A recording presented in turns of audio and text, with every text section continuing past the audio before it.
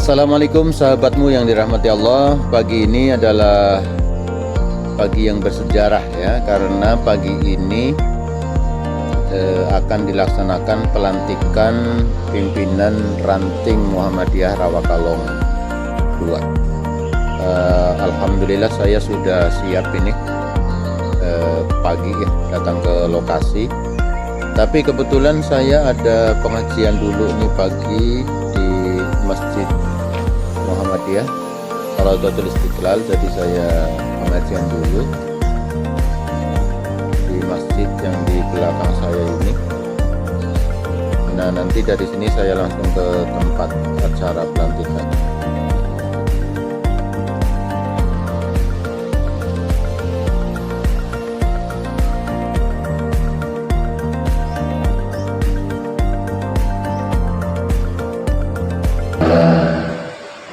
Coba begini dulu, tangannya di dada, di sebelah kiri ini ada detak. Nah, di sini ya, atau di atas ya, seperti ini. Baik, baru kita mengucapkan Alhamdulillahirabbil alamin. Gitu ya. Masih ada detak dadanya ya? Masih ya? Iya, karena nafas kan itu nikmat yang luar biasa dari Allah Subhanahu wa Ta'ala. Dan salah satu nikmat yang seringkali kita lupa karena sudah saking otomatisnya ya. Karena nafas itu kan nggak kita ngatur, yang ngatur Allah Subhanahu wa Ta'ala. Padahal orang hidup kan boleh punya rumah mewah, boleh punya mobil mewah, ya, boleh punya tabungan yang bermiliar-miliar. Tapi kalau nggak punya yang satu itu, semuanya nggak ada gunanya, gitu ya. Kalau disuruh milih punya rumah, punya mobil, punya uang, sama punya napas, pilih mana? Nafas ya. Jadi nafas kita itu luar biasa nikmat dari Allah Subhanahu wa Ta'ala. Dan nafas kita ya Bapak Ibu sekalian itu biasanya menjadi tanda daripada kita punya aktivitas kehidupan. Nah, kenapa saya mulai dari sini? Karena saya mau ngaji tentang nafas. Nafas ya. Pengajian saya nanti, karena saya ini udah ngaji 2 kali ya, berarti nanti kalau saya ada jadwal lagi terus, kalau rutin, saya mau ngajinya semuanya tentang tazkiyatun nafas, tentang nafas ya. Jadi itu spesialisasi saya ya. Ngajinya temanya itu terus, tapi mulai dari tema pertama sampai seterusnya, jadi bersambung. Ada teori, ada praktek, nanti seperti itu. Nah, pada pengajian yang lalu itu sebenarnya sudah saya sampaikan sebagian ya, atau mungkin rada melompat-lompat ya kalau yang ikut pengajian di yang sebelumnya.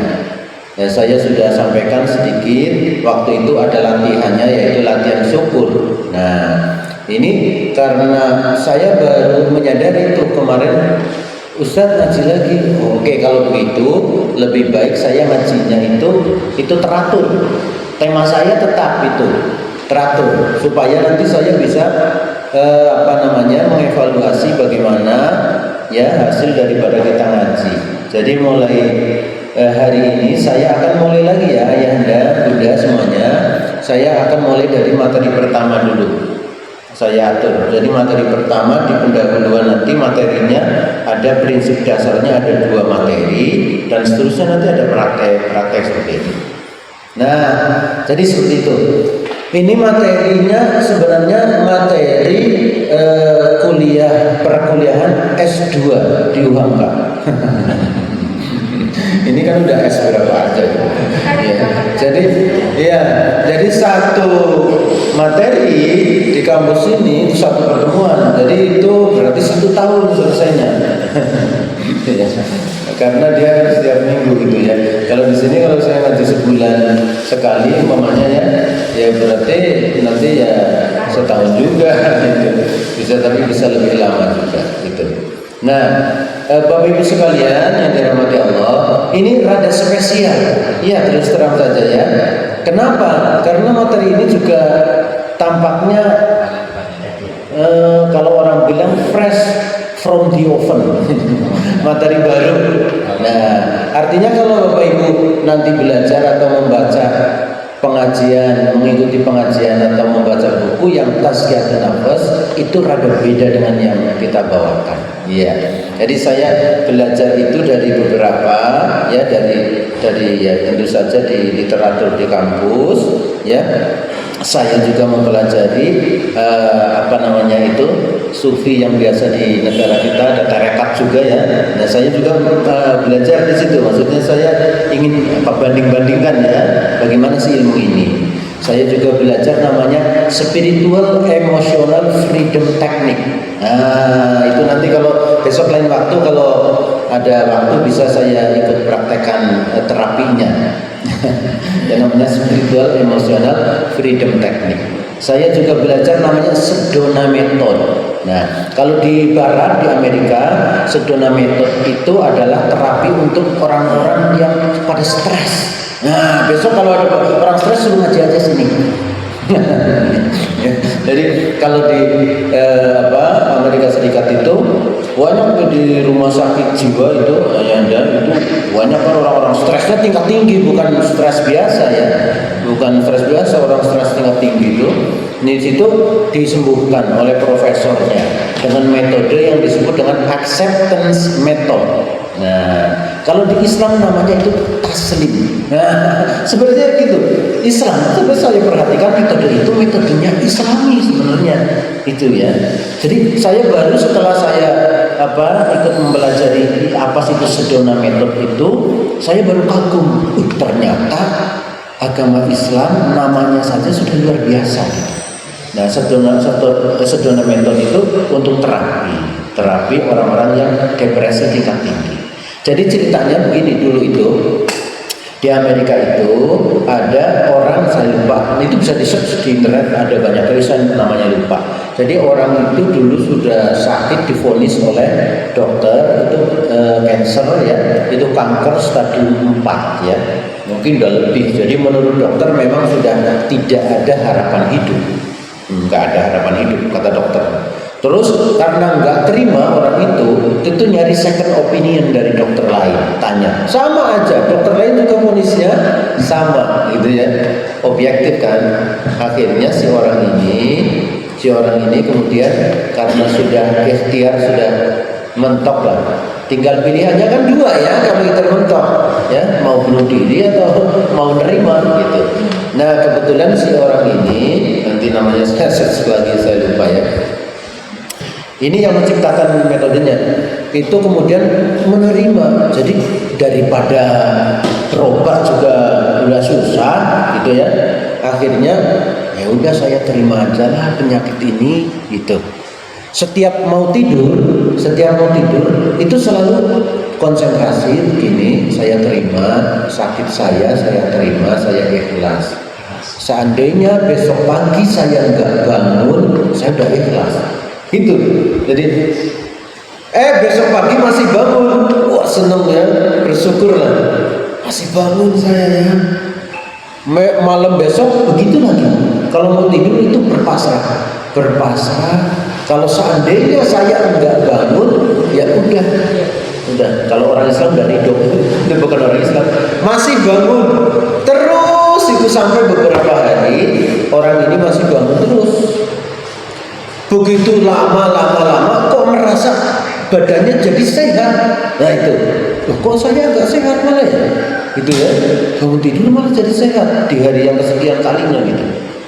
Akhirnya dia penasaran, datang ke dokter, dicek, kansernya turun jauh, sudah mendekati sembuh. Luar biasa ya. Akhirnya orang itu memang betul-betul sembuh dengan secara ajaib. Kenapa? Dimulai dari hatinya menerima keadaannya. Akhirnya itu dikembangkan menjadi yang namanya Sedona Method. Nah, saya belajar sedikit tentang ini.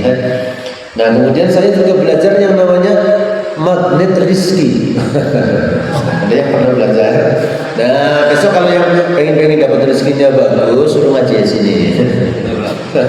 Ya, jadi bagaimana kita mengamalkan Islam di situ, itu kemudian seperti yang di surat Nuh itu, istaghfiru rabbakum innahu kana ghaffara. Ya betul ya? Minta maaflah kepada Tuhanmu karena Tuhanmu Maha Pemaaf. Terus jawabannya di situ apa? Ya. Yursilis samaa 'alaikum midrara. Allah akan menurunkan hujan. Artinya hujan tanda rezeki ya kan. Wa yumditkum bi amwalin, dan Allah akan memberikan anak keturunan. Nah, bagi yang belum punya anak keturunan juga boleh tuh pakai ini. Wa yumditkum bi amwalin ya. Dan yang pertama Allah akan berikan harta ya. Gimana ayatnya sebelahnya saya lupa tadi. Istaghfiru rabbakum innahu kana ghaffara yursilis samaa 'alaikum midrara wa yumditkum bi amwalin wal banin. Allah akan memberikan harta-harta. Ya, ini sudah saya pernah spill dulu itu di sana. Nah, ini Bapak Ibu, ini diambil sebagai teori oleh teman-teman yang di entrepreneurship. Nah, jadi saya juga ada materi ini saya campur jadi satu, saya combine, jadi ini komplit gitu. Jadi komplit, artinya ya materi ini juga materi untuk tazkiyatun nafas, dan itu juga mendatangkan kebahagiaan, keberlimpahan hidup. Saya formulasikan menjadi sekitar mungkin sekitar 14 ya, 14 atau 15 materi, yaitu materi tazkiyatun nafas. Ya. Tasawuf praktis sebenarnya itu ya, tasawuf praktis. Nah, baik, demikian sebagai promo Bapak Ibu sekalian supaya jelas ya yang saya sampaikan itu, dan dasarnya juga ada beberapa kitab-kitab klasik yang saya baca. Nah, baik, hari ini saya akan menjelaskan mulai dari awal dulu, karena ini saya akan rapihkan dulu ya. Mungkin yang di pertemuan yang lalu ada yang saya ulang-ulang lagi, karena pertemuan yang lalu itu rada saya ambil sedikit-sedikit itu beberapa bagian. Karena ini saya ngaji lagi, dan kalau ada rutin lagi nanti saya akan terus nyambung gitu supaya nggak berulang prakteknya juga.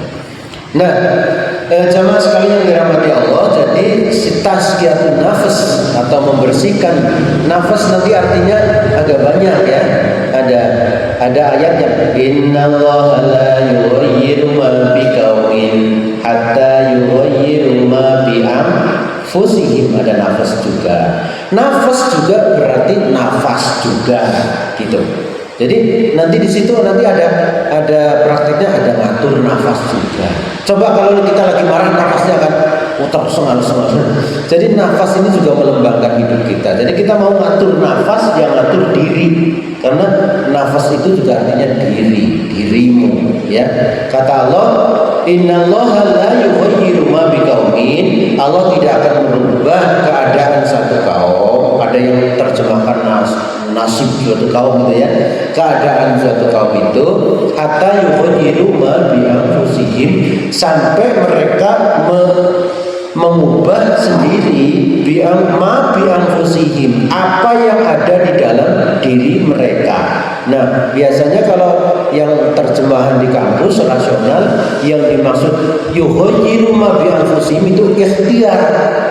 Nah, tapi di dalam pengajian kita, anfus itu adalah nafas diri kita. Yughayyiru ma bi anfusihim adalah mengubah apa yang ada di dalam diri kita, gitu. Kalau diri kita enggak berubah, jangan harap yang di sekitar kita bakalan berubah. Prinsipnya begitu. Itu. Jadi penting ya, penting sekali untuk mengubah apa yang ada dalam diri kita, itu prinsipnya. Karena gini, seringkali manusia itu ingin kehidupannya berubah, tapi yang diminta berubah itu adalah orang lain dan lingkungannya. Ya, gitu ya. Ya, seandainya suami saya begini, seandainya istri saya, seandainya anak saya, seandainya tetangga saya, gitu ya. Seandainya orang lain terus, jadi kira-kira menjadi baik kalau orang lain yang berubah, kan gitu. Umumnya kita begitu. Kalau lingkungan kita berubah, Ya, kalau tetangga kita berubah, kalau saudara kita berubah, padahal itu keliru. Harusnya kita berubah, yang lain bakalan berubah, itu rumusnya. Jadi kebalik. Kalau kita berubah, nanti si lingkungan itu akan berubah, gitu rumusnya gitu ya. Jadi hatta yughayyiru ma bi anfusihim, rumusnya seperti itu. Oke, ini kita pegang dulu ya. Jadi kalau sesuatu hendak berubah, kita yang berubah, nah gitu. Nah, kita ini pengajian mau berubah, sudah berubah, tapi ini mau berubah lebih baik lagi gitu ya. Nanti ada praktek-prakteknya. Yang pertemuan yang lalu saya sepil agak loncat itu langsung kepada itu treatment yang kesekian, itu yang syukur, waktu itu syukur ya. Nggak tahu kalau mengamalkan belum, nanti saya cek juga ada ujian tengah semesternya. Karena apapun itu kalau kita nggak praktek kan nggak ada apa-apanya, ngaji terus sampai bertahun-tahun. Baik. Nah, Bapak Ibu sekalian yang dirahmati Allah, oke, itu pertama ya. Kalau sesuatu ingin berubah, kita yang harus berubah. Ya kita, itu nggak gampang ya, beratnya minta ampun gitu. Ya kan, karena begitu mau nyalahin orang, ingat lagi harus ke diri kita dulu gitu. Jadi itu mah nggak gampang. Baik. Nah, Bapak Ibu sekalian, gak gampang itu bagi saya, bagi orang-orang yang hatinya bersih akan lebih mudah. Makanya nanti ada treatment awal. Sekali lagi, jadi materi kita akan kita mulai dari awal mula. Ya, kalau di Jawa ada namanya sangkan paraning dumadi. Jadi dari awal mula, jadi pelajaran untuk kita membersihkan diri hati kita itu sebenarnya perjalanannya manusia. Itu kewajiban utama kita hidup ya. Nah, kalau kita mulai dari sebelum kita ke dunia, itu ya kita mulai dari sini dulu. Coba kita mau lihat di Al-Baqarah 100, di Al-Baqarah ayat 30 sampai sekitar 37 ya di situ ya. Di sana diceritakan oleh Allah itu masa-masa sebelum manusia turun ke apa nih daerahnya? Bumi. Ya, belum ke dunia, belum ke tempat tinggal kita ini.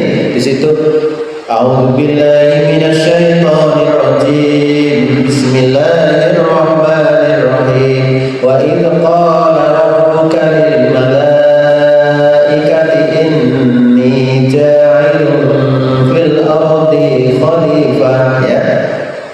Terus di situ malaikat jawab, qalu ataj'alu fiha man yufsidu fiha wa yasfiku dima' wa nahnu nusabbihu bihamdika wa nuqaddisu lak qala inni a'lamu ma la ta'lamun gitu ya.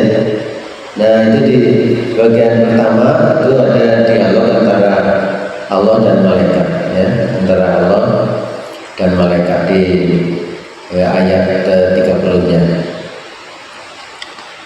Wa 'allama Adama al-asma'a kullaha thumma 'aradahum 'alal malaikati faqala anbi'uni bi asma'i haula bi asma'i haula in kuntum shadiqin. Qalu subhanaka la 'ilma lana illa ma 'allamtana innaka antal 'alimul hakim, dan seterusnya itu ya.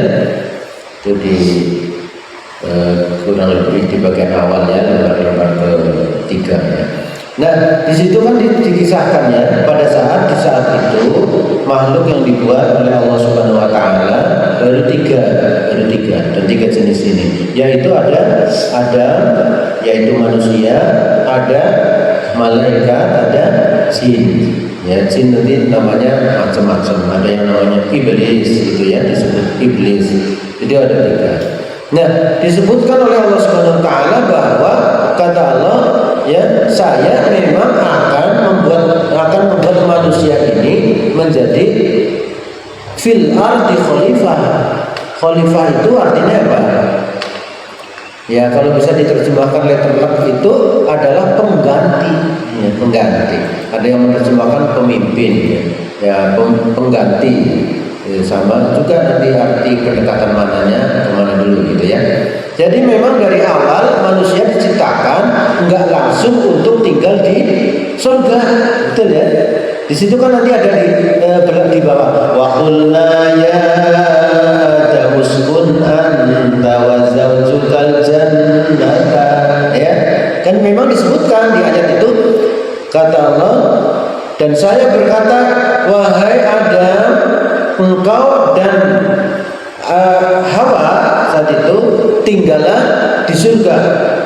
Wa kula minha ragadan haitsu syi'tuma, bisa di situ makan apa semuanya tersedia semua gitu ya. Jadi di surga tuh begitu, wah semua sudah otomatis gitu ya. Memang saat itu pernah Adam dan Hawa manusia ditempatkan di surga. Tapi kan ada ayat di awal tadi, sesungguhnya Allah itu sebenarnya ciptakan manusia akan diturunkan sebagai khalifah ke muka bumi. Nah, yang benar di mana sih? Apa mau suruh di surga, terus sebuah kecelakaan turun ke dunia, atau memang dari awal disuruh memang mau ke dunia? Kalau kita lihat di ayat pertama, memang dari awal kita memang mau diturunkan ke dunia, tapi visiting untuk sementara ke surga. Nah memang ada tragedi, kemudian setan itu jealous, digoda, nah itu kemudian itu menjadi secara sejarah menjadi sebab. Tapi ada yang tanya, kalau gitu ada iblis nggak salah ya? Katanya, loh kok nggak salah? Iya, malah mestinya masuk surga. Kenapa? Ya karena kan dia udah menjadi sebab perintahnya Allah membuat turun. Ya nggak begitu.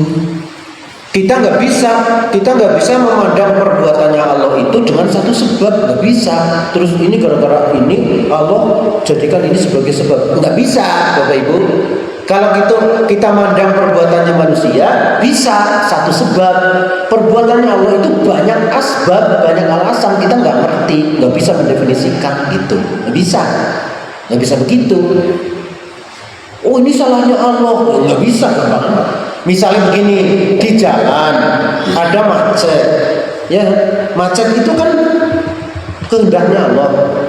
Terus macet itu artinya apa? Artinya macet satu perbuatan dari Allah Subhanahu Wa Taala. Artinya macet itu banyak banget. Iya. Bagi orang yang ngeselin itu azab mungkin. Bagi orang beriman macet itu ujian kesabaran, ya kan? Bagi yang mau jualan itu adalah tempat cari rezeki. Begitu. Jadi kalau Allah perbuatannya satu, kita nggak bisa nyimpulin karena di situ ada banyak maksud. Yang jawab doa juga, yang uji kesabaran banyak. Masing-masing orang punya maknanya. Jadi satu kejadian itu bagi orang maknanya beda-beda tergantung nafasnya. Kayak misalnya pagi hari ini lah ngaji kan kepagian banget. Itu maknanya beda-beda.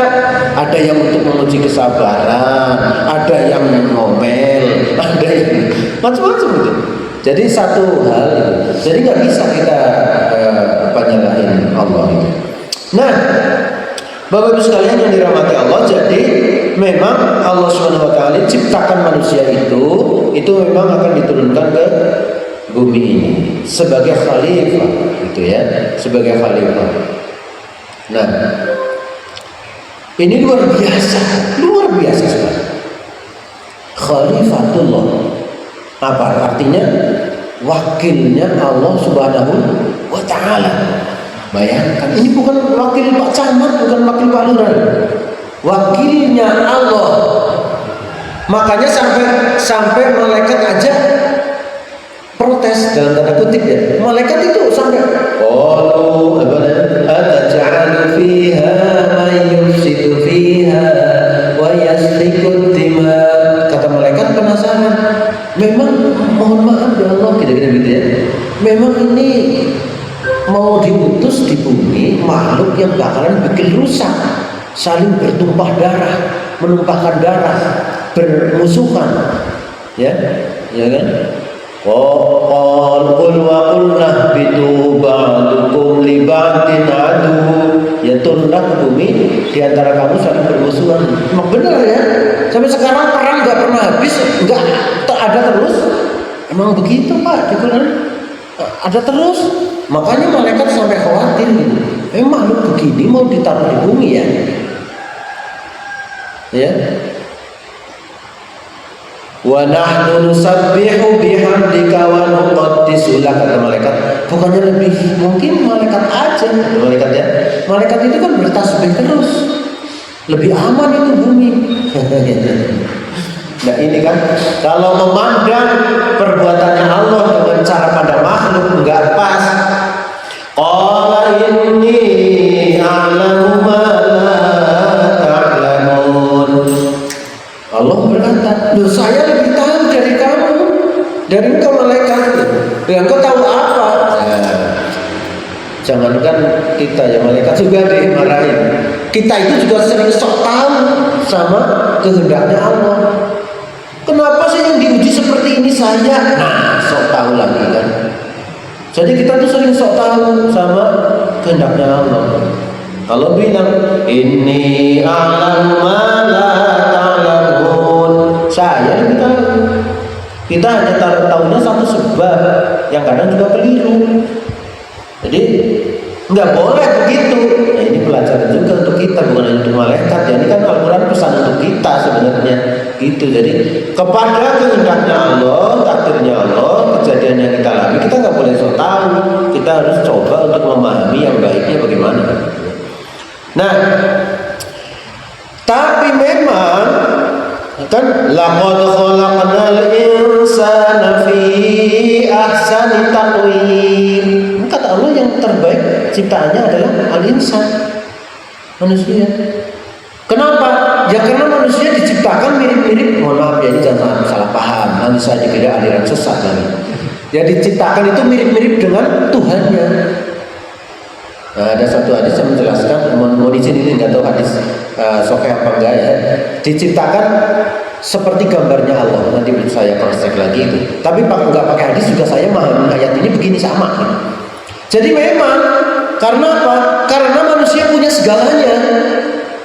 Malaikat nggak punya segalanya. Malaikat nggak bisa marah, ya, nggak bisa dinamika internalnya nggak komplit. Manusia itu punya, iblis bagian iblis punya, bagian malaikat punya, semuanya punya. Menjadi pencipta bisa nggak? Allah nggak pencipta. Manusia menjadi pencipta bisa juga dalam batas tertentu. Hebat. Makanya sehebat-hebatnya manusia kalau nggak beriman sampai nggak ngakuin yang membuat. Saking hebatnya, begitu ya. Karena memang hebat. Jadi manusia itu ibaratnya seperti anak cerdas yang bisa jadi nakal. Nah itu anak cerdas kalau udah nakal bahaya. Itu yang dikhawatirkan oleh malaikat. Biasanya anak cerdas yang ada nakal juga dikit-dikit gitu, karena kreatif gitu ya, pikirannya itu out of the box gitu, seperti itu.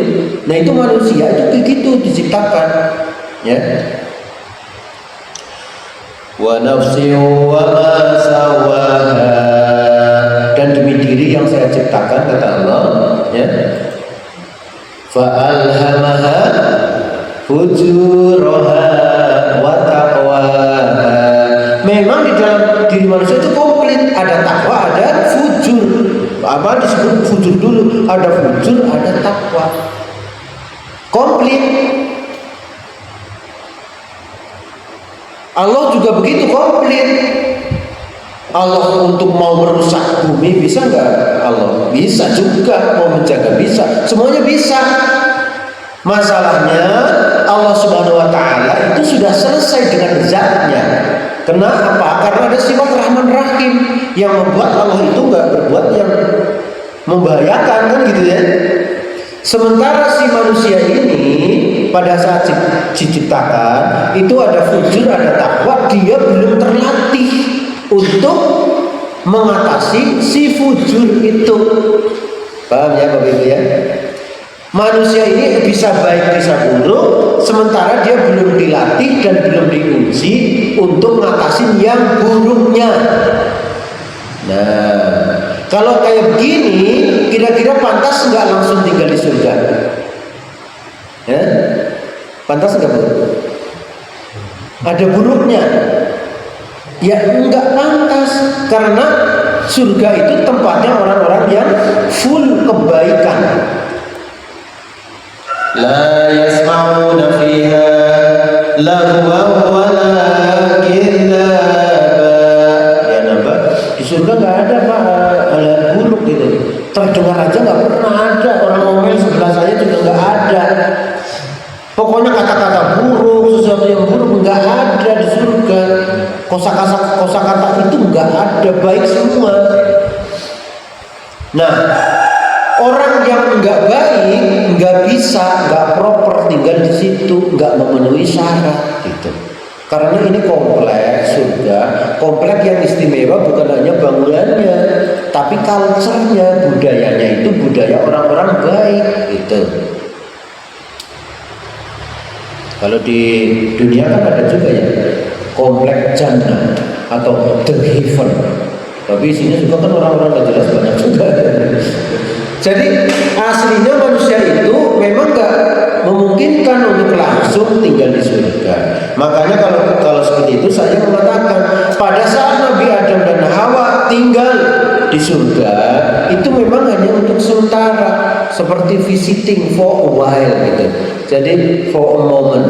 Jadi seperti kita mau membeli rumah di satu perumahan, kita datang ke situ ya, kan survei ya. Survei dulu kayak gimana kondisinya rumahnya, pengairannya, ya, dilihat lingkungannya. Wah, luar biasa Pak, serba otomatis, teknologi tingkat tinggi surga itu. Ya. Karena semuanya sudah tersedia, tapi syaratnya yang tinggal di situ harus orang baik. Wasari'u ila maghfiratin min rabbikum wa jannah, ya, wa jannatin 'arduha as-samawati wal ardu u'iddat lil muttaqin.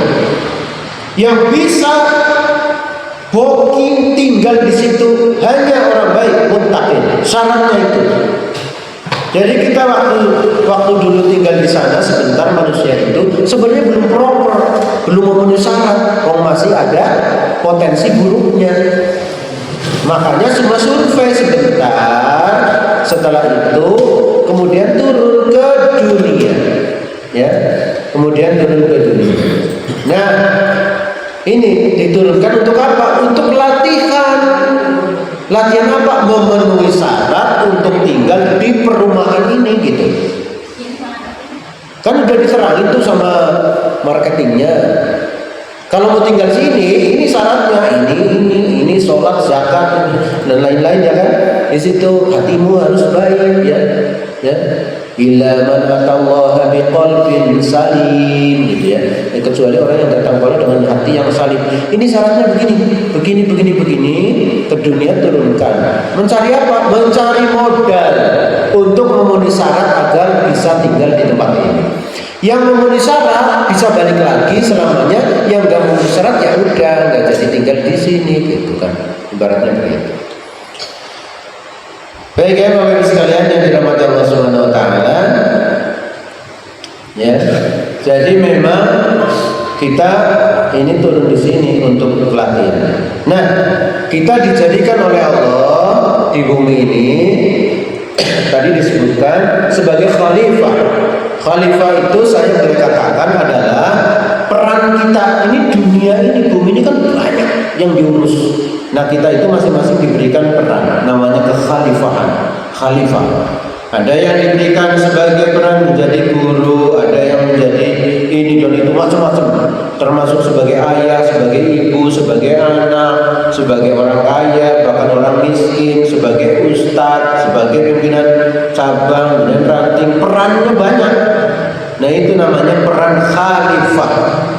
Satu skenario Allah sang sutradara yang membagi-bagi peran itu. Semua peran di hadapan sang sutradara adalah peran yang bagus semua. Enggak ada aktor yang terkhusus, ya kan? Makanya kalau di film ada penghargaan untuk pemain figuran terbaik, ada juga. Karena semua peran, mau yang jadi orang kaya, orang miskin, jadi ustadz, jadi guru, ya jadi apapun di situ, semuanya itu sama. seseorang itu peran dari Allah Subhanahu wa taala. Syaratnya apa? Syaratnya kita harus terima dan bisa memainkan peran itu dengan baik. Seperti itu. Jadi harus terima. Sekarang kondisi kita apa ini? Jadi kita nggak komplain, nggak komplain.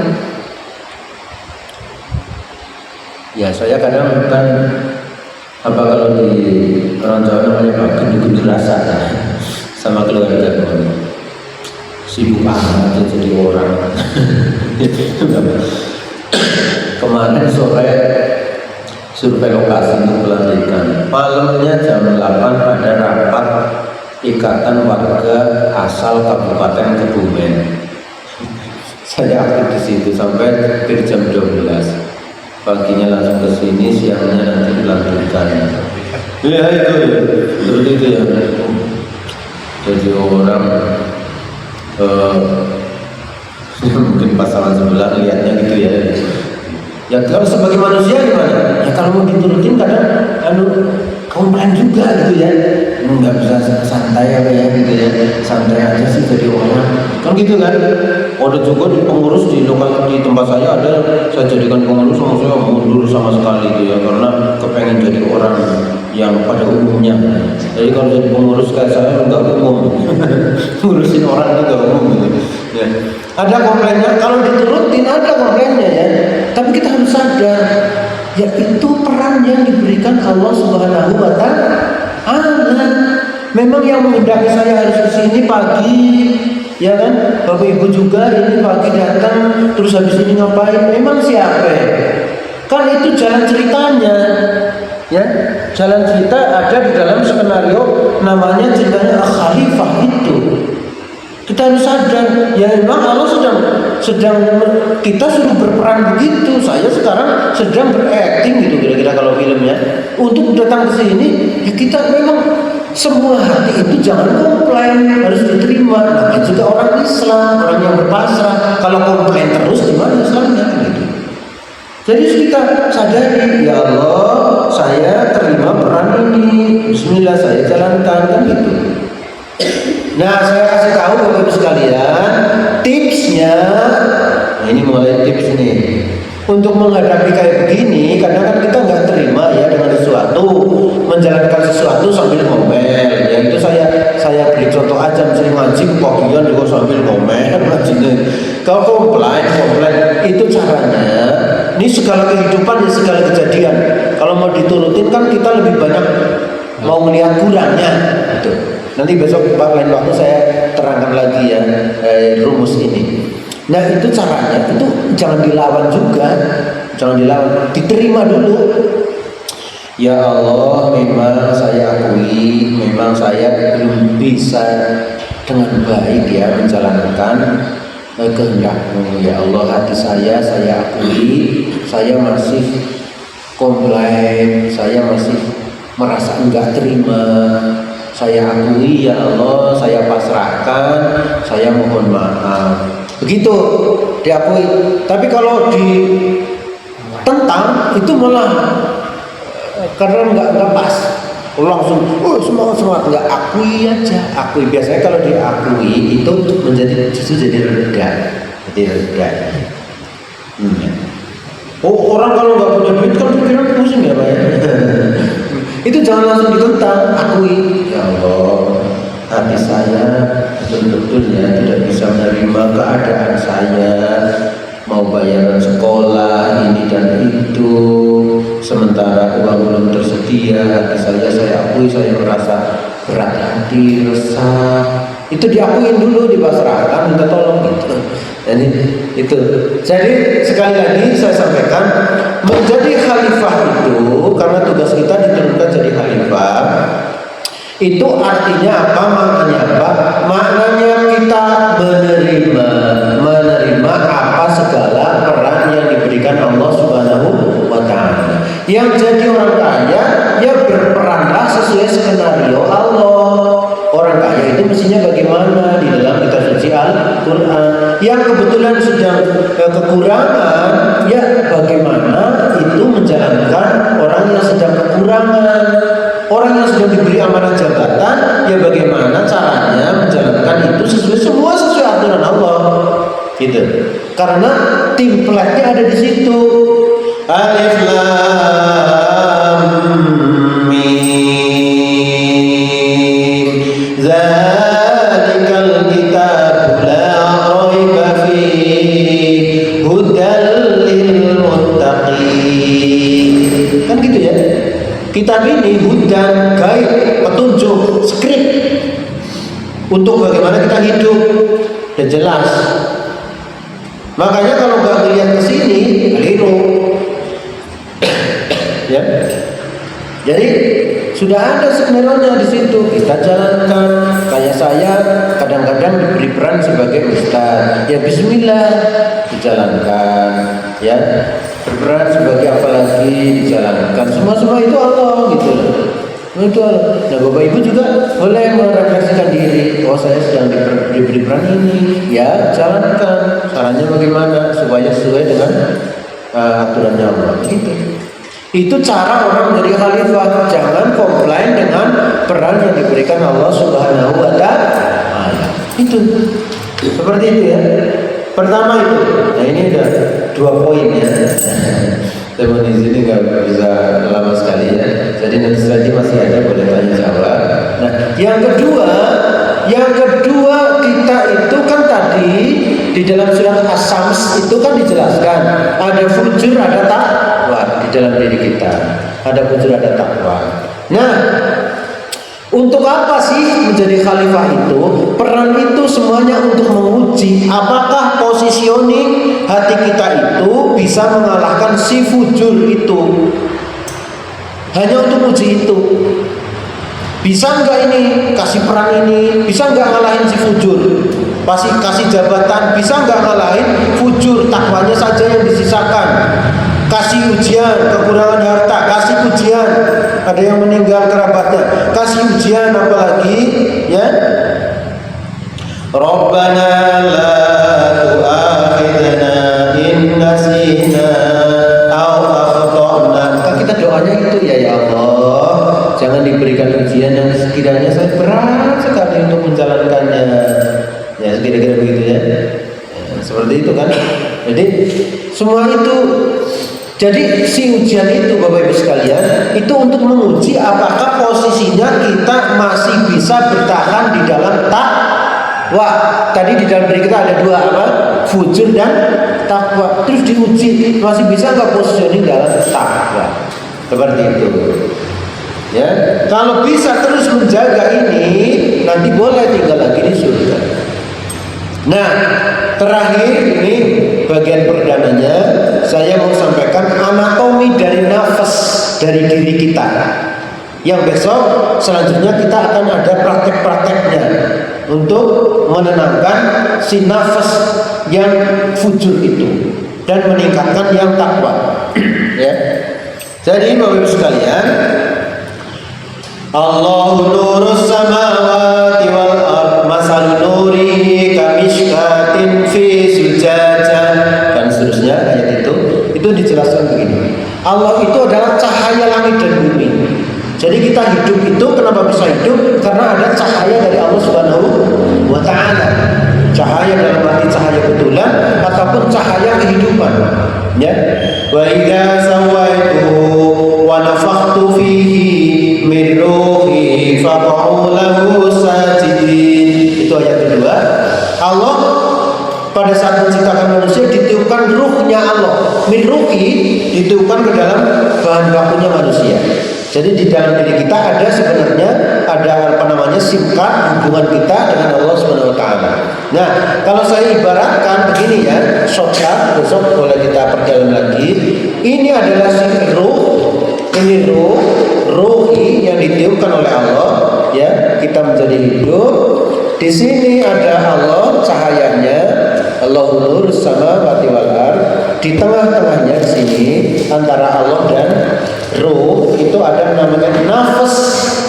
Ya, inilah yang di situ ada wa nafsi wa ma sawaha fa alhamaha fujuraha wa taqwa.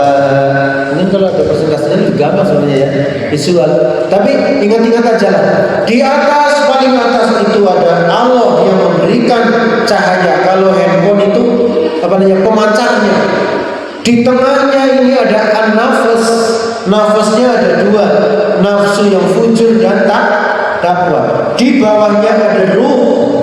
Nah, ruh kita. Baik, seperti itu. Jadi antara Allah dan ruh terhalang oleh apa? Nafas. Bagus. Ini nanti kalau tes begini. Jadi nafasnya ada dua jenis. Kalau nafasnya itu al-fujur, itu akan menjadi penghalang, menjadi distraksi antara Allah dan ruh. Ketutup ya, ketutup oleh nafas fujur tadi, fujur. Nah, kalau nafasnya yang baik, jiwa kita yang baik, itu nanti akan menjadi booster. Jadi cahaya dari Allah cepat nyampe ke ruh. Ruh itu bisa kita ibaratkan seperti SIM card di handphone kita. SIM card itu. Jadi antara si pemancar dan SIM card itu kalau ada penghalang yang namanya fujur, itu nanti sinyalnya nggak bagus. Tapi kalau ada takwa itu penguat sinyal. Jadi itu nanti masuk cepat. Orang semakin itu terhalangnya besar di sini, ya, semakin banyak fujurnya, takwanya tipis, semakin terhalang antara Allah dengan ruhnya itu semakin hidupnya pasti enggak bener aja. Ya, kenapa? Ya karena enggak terhubung sama pemancarnya gitu. Jangankan punya duit, nggak punya duit aja nggak bener juga. Jangankan nggak punya duit ya, punya duit aja pusing gitu ya. Ya, seperti itu. Jangankan ada masalah besar, masalah kecil juga tambah besar. Kenapa? Masalah utamanya nggak ada masalah, tapi di antara ruh kita dengan Allah terhalangi. Paham ya Bapak Ibu ya? Paham itu dulu itu tadi. Jadi Allah, nafas, kemudian ruh. Baik, saya tingkatkan sedikit lagi ini. Dan nggak kebanyakan. Nah, si nafas itu apa sih? Nah ini saya mau mulai jelaskan supaya jelas. Nafas itu apa? Nafas itu isinya adalah pikiran dan perasaan atau emosi. Nah, makin lebih jelas ya. Nafas itu isinya pikiran dan perasaan.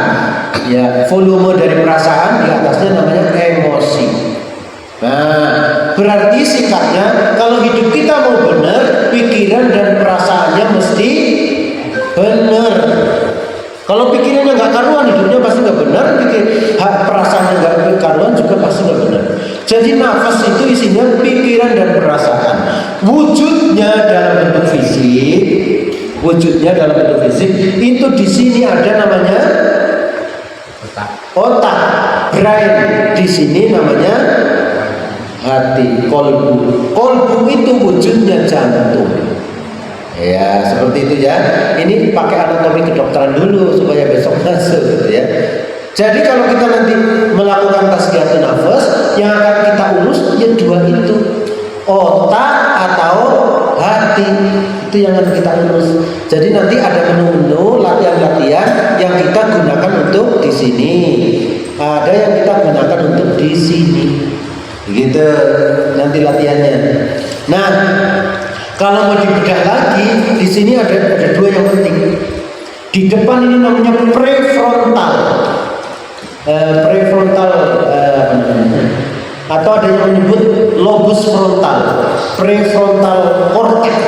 Di otak itu, ini adalah otak yang mikir, ngatur hidup kita, prinsip kita. Misalnya di pengajian ini, pengajian dari mana ya, mau berangkat enggak ya? Nah, ini di sini, ini. Tapi di sini ada emosi namanya amigdala. Amigdala itu dibuat, waduh, marah, aduh, tersinggung, aduh. Itu namanya amigdala. Itu di sensitivitas dari perasaan. Di sini di dalam jantung kita ada dua yang penting. Ya satu namanya saraf simpatik, satu namanya saraf parasimpatik. Simpatik itu adalah saraf yang tadi yang trouble, yang resah, sedih, Satu lagi parasimpatik itu yang tenang. Nah, makanya nanti kita akan intervensi 4 ini. ya dengan terapi-terapi gitu ya. Nanti kita terapi. Nah kalau dari sini nggak bisa, kita terapi dari sini, gitu ya.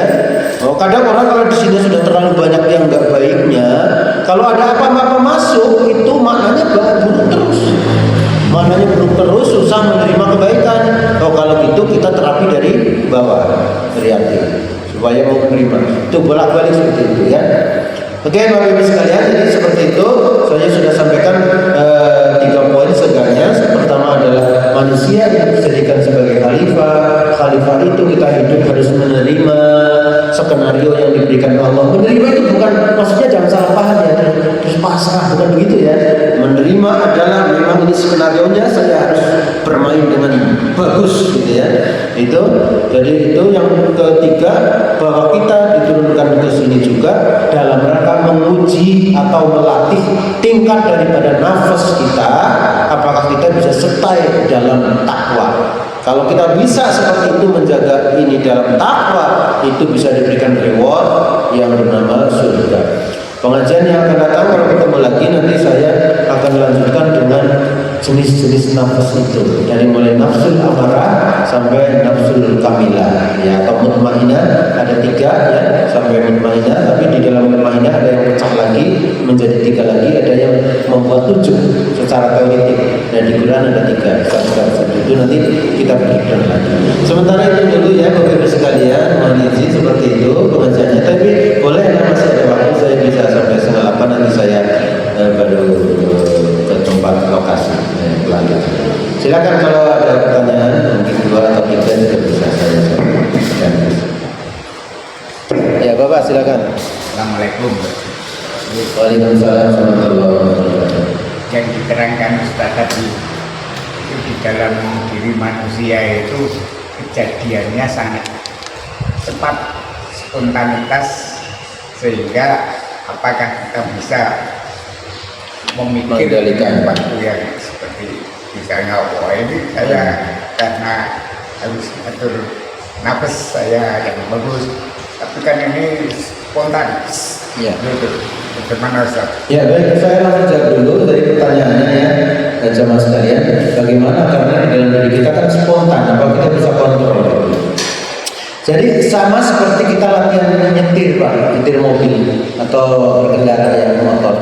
Kalau kita baru-baru itu pasti kita akan grogi ya, menghadapi kanan kiri, ini lebarnya pas apa enggak gitu ya. Iya kaget, sepaneng kalau udah jodoh merem langsung gitu ya. Seperti itu, kadang boblas nabrak gitu.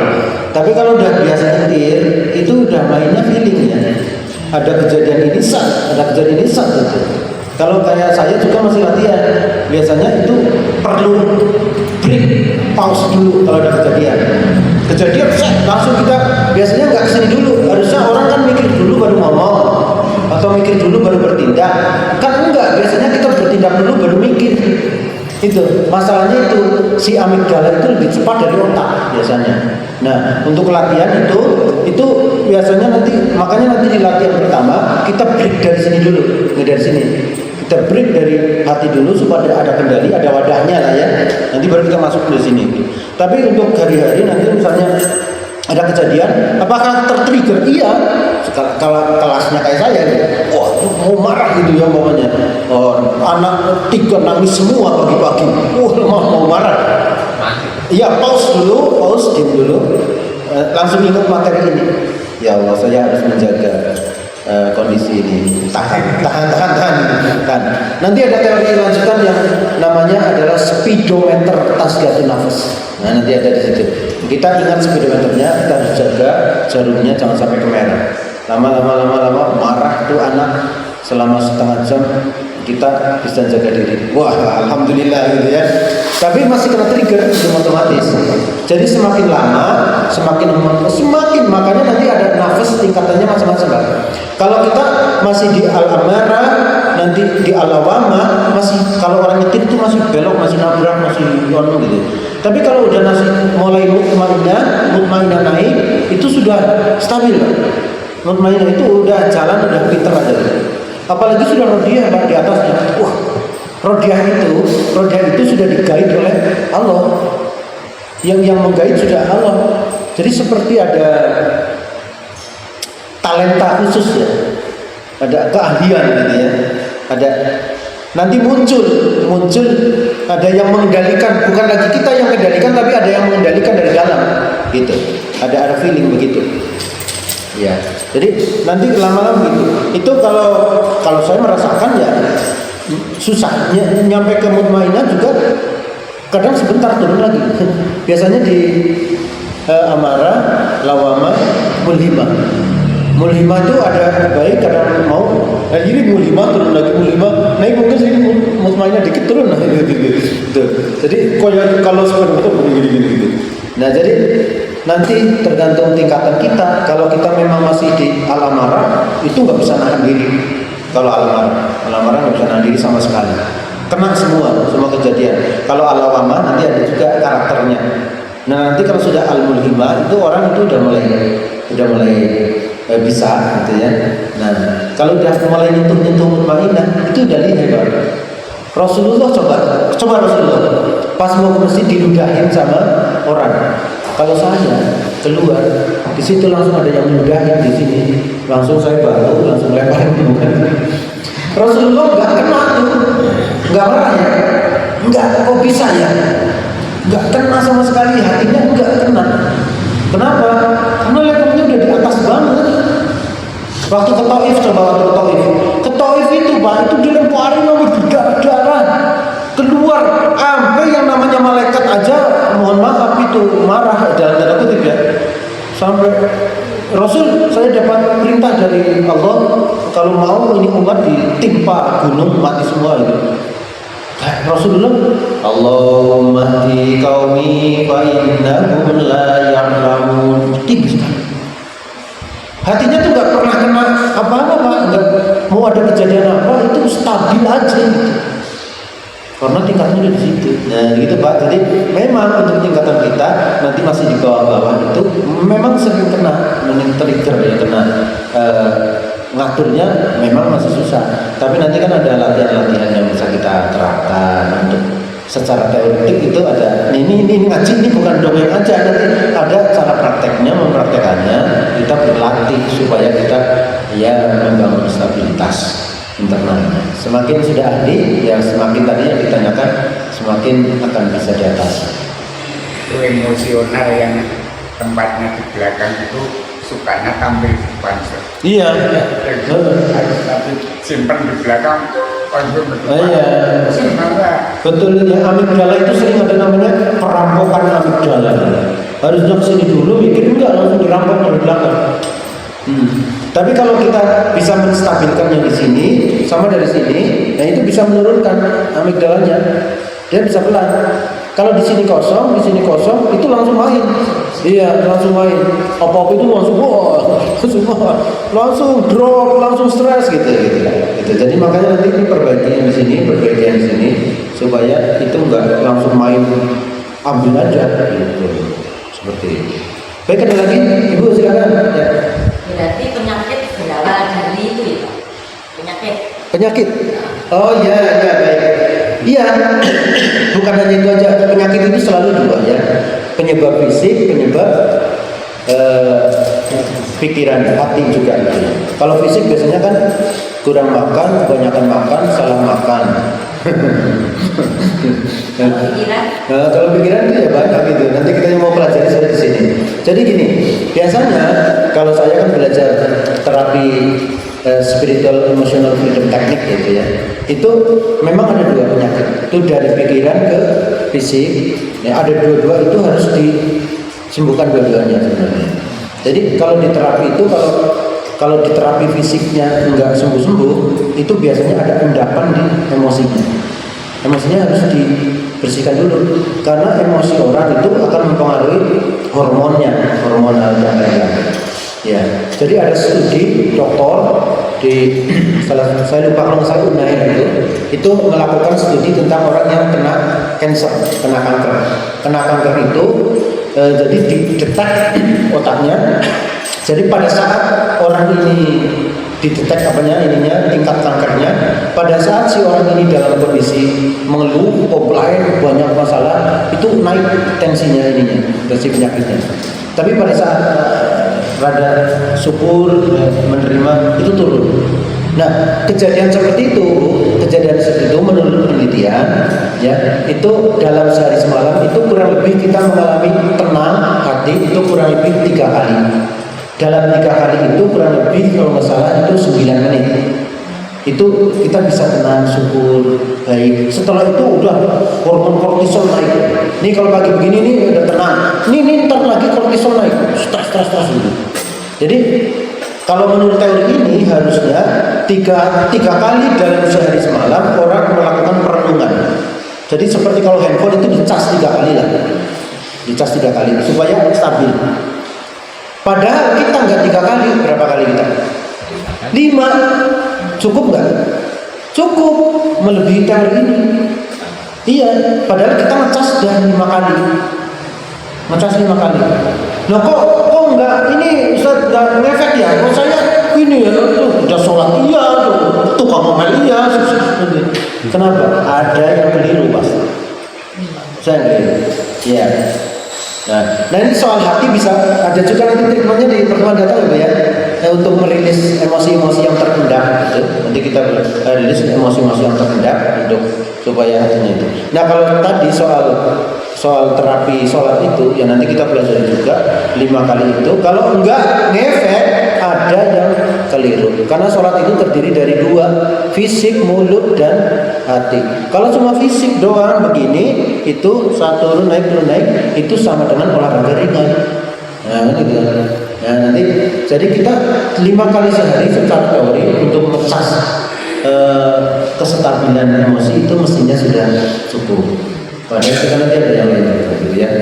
Nah, jadi kalau enggak nanti berdampak pada termasuk fisik. Jadi ada namanya neuroimunologi. Jadi itu ada ilmunya ya. Kekebalan pikiran. Kalau pikirannya baik nanti mempengaruhi juga. Karena semua bisa mempengaruhi bagian kata-kata. Ini bisa sama kayak kalau disebut sakit. Saya juga bisa nyakitin orang dengan kata-kata ya. Langsung dampak ke sini kemana-mana. Bisa meriang gitu. Gara-gara diberi kata-kata kasar bisa meriang. Karena dari sini. Itu ya. Jadi ya ada dampaknya penyakit juga dari batin kita juga. Ditambahin zikir ya. Iya, nanti zikirnya nanti juga ada ya Bu. Setelah ini pertemuan yang kedua nanti ada langsung ke bagian itu. Zikirnya nanti ada kita zikir untuk yang seperti Nabi Adam juga ada. Nanti kita pakai zikir dulu untuk ngecas. Ibu silakan. Kalau ini ikutin arahan suatu saat misalnya saja kan ini lama-lama udah kebentuk ya Ustaz. Nah kalau misalnya ada kejahatan, apakah ini lab-labnya itu jadi berkurang karena terbiasa terima? Seperti ini pernah kejadian tertua di waktu perjalanan jualan roti itu ada yang minta uang, minta uang ngambil dari loker ini. Nah langsung otomatis mertua ini ngambil bambu yang ada itu langsung. Nah, dia lagi. Nah, kalau misalnya saja terbiasa begitu, udahlah, memang ini takdir, udah. Apa seperti itu? Ya baik. Ya ini yang saya katakan, jangan sampai keliru paham ya.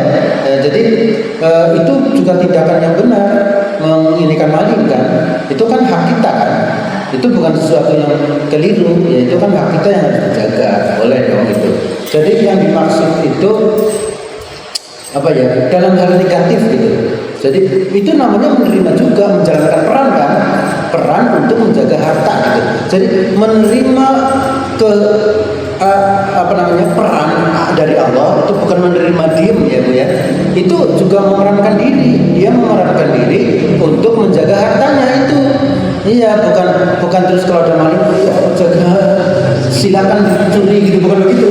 Kalau begitu malah itu namanya orang kaya yang diberi amanah harta nggak amanah sama hartanya, yang gitu ya.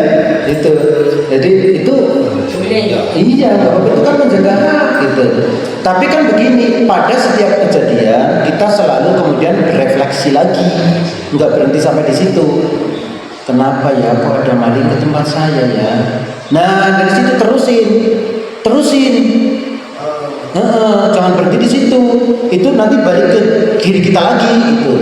Kalau nggak sampai situ, semuanya nanti orang semua. Karena semua, jadi setiap kejadian itu kita harus memikirkan sebenarnya pesennya dari Allah ini apa sih? Gitu. Iya kan, kejadian itu kan cuma surat yang kita harus tahu maksudnya, kan gitu kan? Misalnya tadi, atau mungkin udah sampai dicuri, umpamanya Bu ya, udah dicuri, ya udah kita melakukan tindakan-tindakan hukum misalnya yang semestinya ya boleh, tapi kita harus mikir, kok uang saya kok dicuri ya, saya kenapa? Gitu. Jadi ilmu tazkiyatun nafas gitu. Iya, semua kembali lagi untuk ngecek di diri. Gitu. Ada apa ya? Coba cek. Mungkin zakat, infak, mungkin begitu ya. Mungkin ada sebelah. Jadi setiap kejadian itu begitu. Kita memerankan diri tetap, bukan berarti diam. Jadi sesuai semestinya, ya. Tapi kita melakukan refleksi. Nah dalam kejadian yang seperti ini ya. Tapi dalam kejadian misalnya yang memang udah tahu kita buruk, mamanya tadi lah, mamanya. Saya sering kan kalau itu anak itu maunya. Kalau saya belum belajar ilmu ini dulu kan langsung ikut marah juga. Marah juga kalau langsung kena itu. Kalau udah tahu marah udah kita jaga. Berarti terus diam, tahan gitu. Nah seperti itu Bu, ya. Jadi bukan diam-diam sama sekali, apapun itu diserahkan ya, bukan maksudnya bukan begitu seperti itu. Iya. Nanti akan lebih lanjut mungkin kita juga akan mulai lebih paham lagi. Seperti itu. Jadi selalu kembali ke Allah ya? Iya, kembali ke Allah, ke ngoreksi diri. Itu karena semua kan dari diri kita. Semua yang terjadi sama kita itu semua ada maknanya. Jadi kita nggak boleh berhenti pada mengatasi kejadiannya. Misalnya corona, katakanlah corona udah bisa membuat antivirus, semuanya selesai corona. Belum selesai bagi kita. Makna corona itu dikirim untuk apa? Bagi diri kita untuk mengingatkan apa begitu. Jadi sampai situ terus semuanya, karena semuanya kan pesan dari Allah. Jadi harus dibaca pesannya gitu. Pesannya apa ya? Gitu. Ya seperti itu Bu. Kan kalau banjir itu berarti Allah marah gitu ya? Nah itu, jadi tadi kita nggak bisa memaknai satu kejadian dengan satu tafsiran. Kejadiannya oke ya, kejadian ya. Bagi orang ini mungkin adalah azab Allah. Bagi orang ini ujian kesabaran. Bagi tetangganya apa? Bagi negara ini gitu. Jadi kita akan keliru kalau melihat keluar. Karena maknanya ada dalam diri kita, ya kan?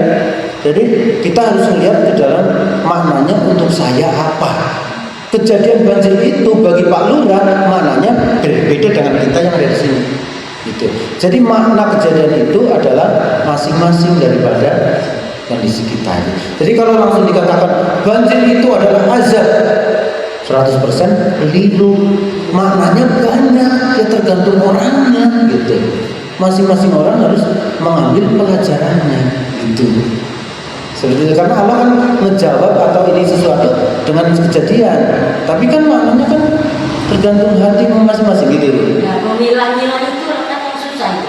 Iya memang ya, kita juga terus terang saja maksudnya memang betul. Jadi yang paling susah kan memang jihad nafas itu. Ya kita berusaha untuk memahami dulu supaya kita paham itu caranya gitu. Jadi kalau ada sesuatu kita nggak salah kaprah.